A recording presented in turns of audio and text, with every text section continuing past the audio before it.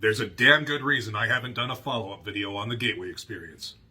The more I dug into these people and the hemisync technology, the more fucked up it got. In earlier videos, I showed a major discrepancy between the early 1980s Gateway experience tapes and the modern recordings. Since then, I've had hundreds of people ask me for the original recordings or for instructions on how to manipulate the modern recordings to be more effective. And the truth is, since I started digging into this and digging into Bob Monroe's history, I can't in good conscience recommend this technology anymore. My last few videos have been about the human experimentation testing of Dr. Henry Puharich, the Army mind control doctor who was involved with hoaxing the raw material. And the sad reality is, he was also involved with Bob Monroe. Let's start with the book Phenomena by Annie Jacobsen. Page 286, we see Annie Jacobsen's claims about Monroe's out-of-body experiences, and that Monroe's mentor in these pursuits was Andrija Puharich, who, according to Monroe, taught him how to alter his consciousness on demand. The result, Monroe said, was an out-of-body experience, or an OBE. Next, we go to Bob's own book, Journeys Out of the Body. On page 64, we see Bob's journal entry from 6/29/1960. Bob and Puharich were running tests where Bob was trying to out-of-body experience to visit Puharich, and Puharich was giving him active feedback. Monroe's plan was to out-of-body experience and visit Puharich while Puharich was in California. 67, we see another experiment from 1961 where Bob was again trying to do the same. Bob also states that Puharich looked and smiled and stated that he would spend more time on our project, apologizing for being so neglectful. So here you have Monroe and Puharich talking about their little project where they are going back and forth to see how accurate Bob's remote viewing of Puharich is. But one little wrinkle in this that Bob doesn't mention is that Puharich at the time was at Fort Ord in California on active duty with the Army, doing hallucinogen and mind control testing on the soldiers there. But that's not even the craziest part.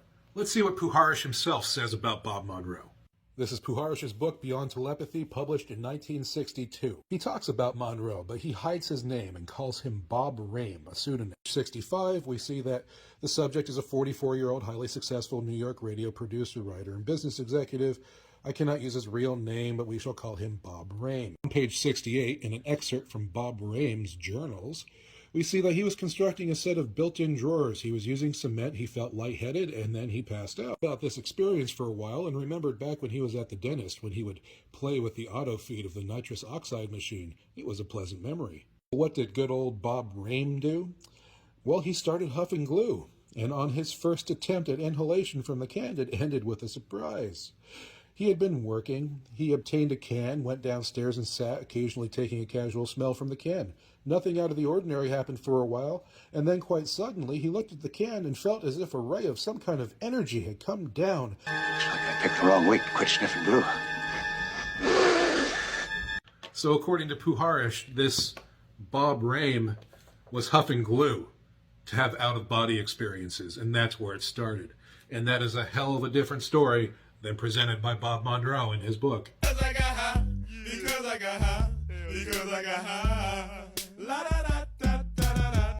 So what it looks like is Monroe and Puharich were intimate little out-of-body buddies.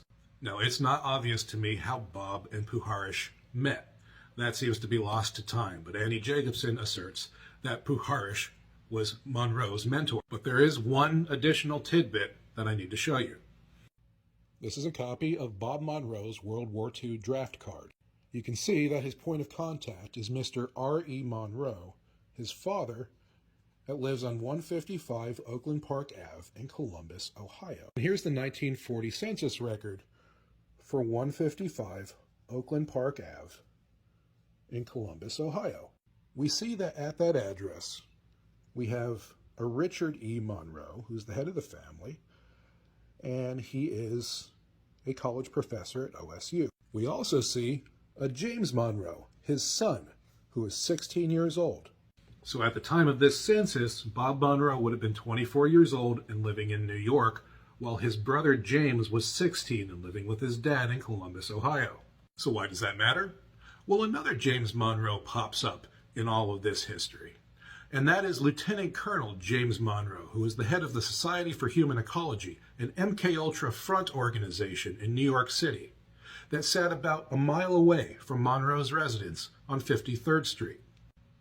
Is this the same James Monroe that was listed in the U.S. Census as Bob Monroe's brother? And is this how Bob Monroe met Dr. Henry Puharich? And that is why I can't recommend this technology anymore. I can't recommend HemiSync or the Gateway experience. I've had a change of heart because I learned some things. There are too many unanswered questions that give me pause about the true motives behind this technology.